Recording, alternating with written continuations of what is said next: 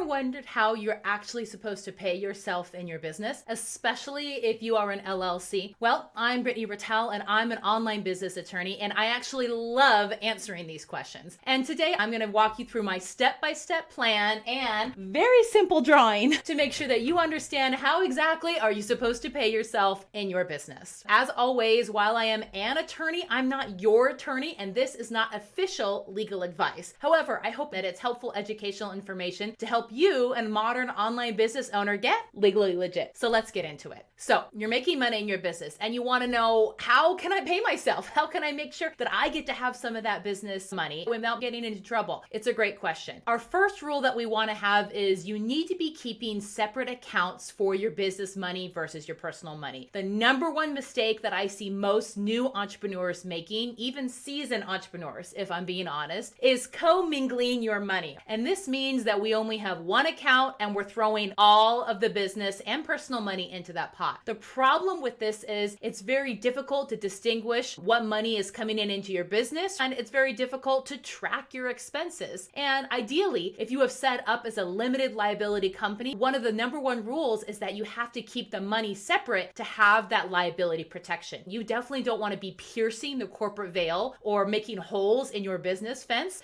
And the number one way that people do that is by mixing money. So we're going to be really clean about our money. We're going to use separate accounts, and we're going to use actual payment processing for our business. Make sure that you're using something like Square or PayPal or Venmo Business, any other kind of payment processing software that's actually going to give you protection as a merchant, because you're a real business owner. You need to treat it like a real business. And yes, that does mean that you're going to have to pay credit card processing fees, but that's just the cost of doing business. Rule number 2, if it's time to pay ourselves money, whether we have a little money to give ourselves or a lot of money, the two really easy ways to do it are to either write yourself a check, literally write a check from your business account to your personal account, and you can put on there profit distribution, owner's draw, owner's compensation, or you can do a bank transfer. I would use similar language in the memo. That way, if you're doing your own bookkeeping, or if you have someone else who's helping you with your bookkeeping, you're making it really clear what this infusion of cash is supposed to be, and you can keep it really clean on your books. Our next rule is that if we have set up a business, or even if we haven't, we want to make sure we understand how we're going to get paid. Now it's time to consult my handy dandy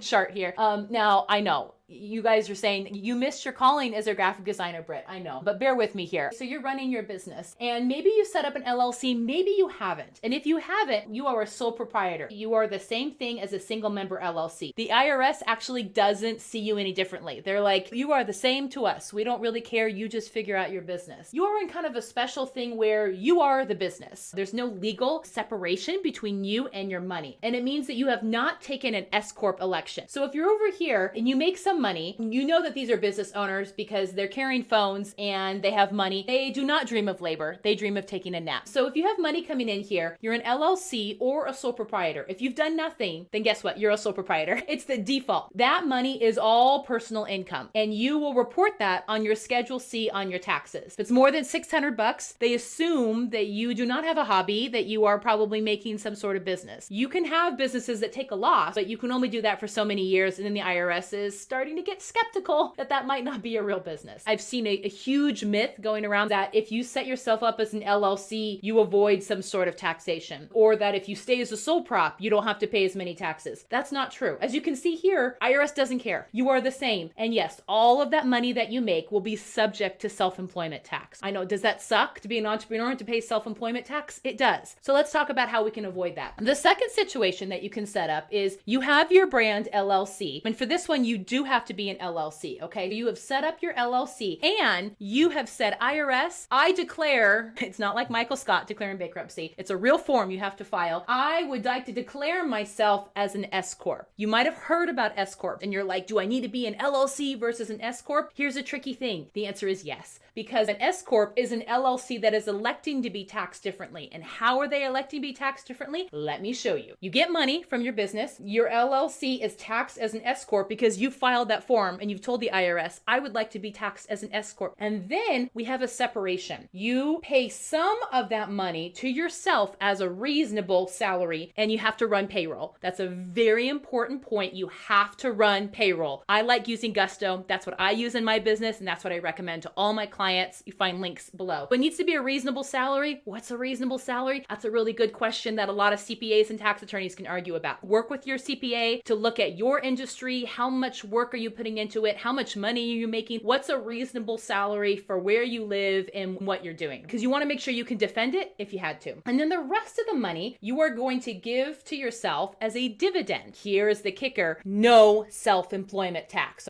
That is how you save money on taxes. So you can imagine that people try to make this as small as possible so they can have most of their money come through here because it's going to be taxed at a much lower rate, saving them some moolah. But again, it needs to be a reasonable salary. Don't fudge this, okay? It's not worth getting audited and getting in trouble and having to pay back taxes. So that is how an S Corp can save you money. If you want this set up, there's some things you have to do. First of all, you need to form an LLC. I don't really like any form filing companies, any third-party companies. I recommend you do it on your own, or you hire an attorney and work with that. After you do that, you're going to need to set up payroll. And that does mean that there's going to be some other employer type things you have to set up. You have to make sure that you either are paying into unemployment tax or doing an exemption. It depends on your state law. It means that there's going to be some admin costs because running payroll costs money and you have to pay into FICA taxes and payroll taxes, which is why if you are making under around $50K a year, this is not saving you money yet. And people don't switch to an S Corp. However, that depends a lot on what tax bracket you're in. What are your other assets? Are you married to someone who's making a lot more money? And so it is a question that you should bring to your accountant of, am I ready to switch? Is it time for me to differentiate from my business and to be in this category? Here are the rest of the rules to make sure that we're doing this correctly. If you have the setup of number one, we want to make sure that even if it's pass-through taxation, that these are separate accounts because you can still have an active LLC and protect and shield your other assets. This means home bank account, what you own with your spouse, retirement accounts, whatnot. But to have that LLC be in place, the money needs to be separate. No commingling of your assets unless you're on the dance floor. When you start making around $50K a year, okay, not an exact science, that's normally when you should be raising the question to your accountant or your attorney, should we switch to an S Corp? I am not my business. I am working for my business and I'm making sure I'm reaping the tax savings from that. I hope that was helpful in walking through all this. If you have any questions, let me know below. I love answering your questions and making sure I can be a resource to you. I'm your favorite online business attorney, Brittany Rattel. Make sure you like and subscribe and don't miss any of my videos to help get you legally legit. Thanks so much for being here.